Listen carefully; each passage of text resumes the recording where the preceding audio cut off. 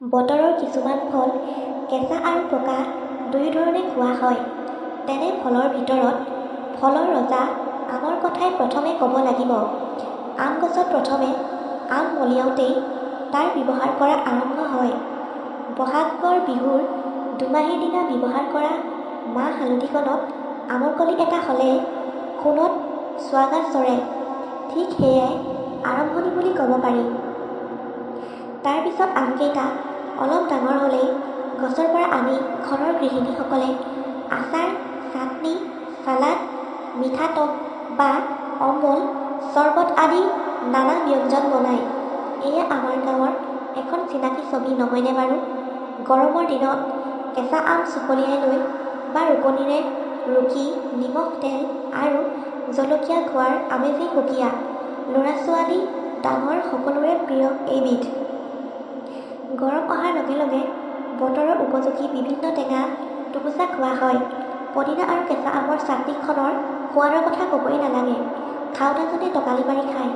ঠিক তেনেদৰে ক'লা নিমখ, জিৰা গুড়ি দি বনোৱা কেঁচা আমৰ চৰবত ভাৰতৰ বিভিন্ন ঠাইত জনপ্ৰিয় পানীয়। কেঁচা আমৰ পৰা বনোৱা আম পান্না গৰমৰ এবিধ উপযোগী পানীয়। এই পানীয় প্ৰধানকৈ উত্তৰ ভাৰতত বেছি জনপ্ৰিয়। তীব্ৰ গৰমৰ প্ৰকোপৰ পৰা বাচিবলৈ আম পান্না ঔষধি পানীয় হিচাপে সেৱন কৰা প্ৰথা চলি আহিছে। ইয়াৰ বৈজ্ঞানিক যুক্তিযুক্ততাও আছে। ঠিক তেনেকৈ কেঁচা আম আচাৰ হিচাপে সংৰক্ষণ কৰা পৰম্পৰা অতীতৰে পৰা চলি আহিছে। আৱতৰত আমৰ আচাৰৰ জুতি অকণমান লৈ ভাত দুগৰামান বেছিকৈ খাব পাৰি। কেঁচা আমৰ পৰা বিভিন্ন প্ৰকাৰৰ মৰ্টন, কেণ্ডি আদিও বনোৱা হয়। মুঠৰ ওপৰত ক'বলৈ গ'লে কেঁচা আম আমাৰ সকলোৰে প্ৰিয়।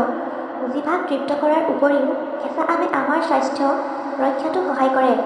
ইয়াত প্ৰচুৰ পৰিমাণে ভিটামিন চি পোৱা যায় আৰু তাৰ উপৰিও কেলছিয়াম, মেগনেছিয়াম আৰু অন্য বহুতো উপাদান আছে।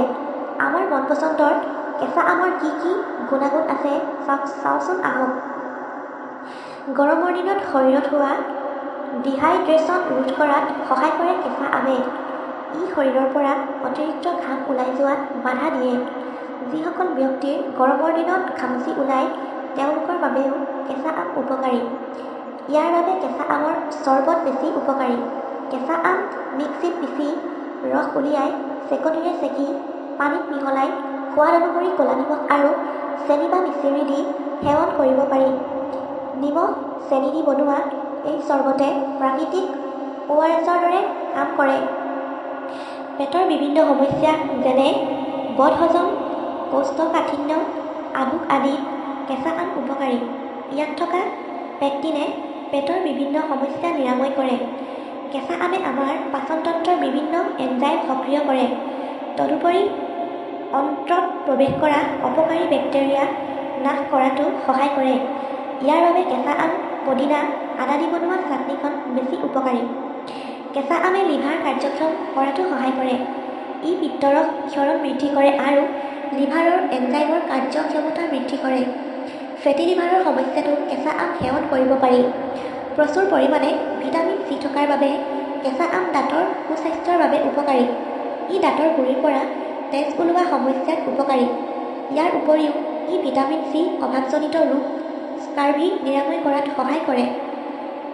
ভিটামিন চি থকাৰ বাবে শৰীৰৰ ৰোগ প্ৰতিৰোধ ক্ষমতা ইমিউনিটি বৃদ্ধি কৰে। ভিটামিন চি থকা বাবে তেজৰ ৰক্তকণিকা গঠনত উপকাৰী। ই ধমনীত ৰক্ত প্ৰবাহ সুচল কৰি তোলে।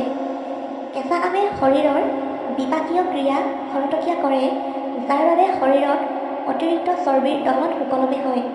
ওজন নিয়ন্ত্ৰণ কৰে বাবে মেদবহুলতা সমস্যাত ভোগা লোকৰ বাবে কেঁচা আম উপকাৰী। কলেষ্টৰল সমস্যাতো কেঁচা আম উপকাৰী। ইয়াত থকা আঁহ, পেক্টিন আৰু ভিটামিন চিয়ে কলেষ্টৰল কম কৰাত সহায় কৰে। সেয়েহে এই সমস্যাত ভোগা লোকে কেঁচা আম সেৱন কৰিব পাৰে। ইয়াত থকা পটাছিয়ামে ৰক্তচাপ নিয়ন্ত্ৰণ কৰাত সহায় কৰে। সেয়েহে উচ্চ ৰক্তচাপ সমস্যা থকা লোকে কেঁচা আম সেৱন কৰিলে উপকৃত হয়। ইয়াৰ উপৰিও ডায়েবেটিছ ৰোগীৰ বাবে কেঁচা আম উপকাৰী। ডায়েবেটিছ ৰোগীয়ে নিয়মীয়াকৈ কেঁচা আম খাব লাগে। ভিটামিন চি থকাৰ বাবে ছাল, চুলিৰ সৌন্দৰ্য বৰ্ধনতে সহায় কৰে। ইমান গুণ আছে বুলি জনাৰ পিছতো কেঁচা আম নোখোৱাকৈ থাকিব পাৰি জানো? এতিয়া কেঁচা আমৰ বতৰ, গতিকে কেঁচা আমৰ জুতি লওঁ আৰু সুস্বাস্থ্য অটুট ৰাখক।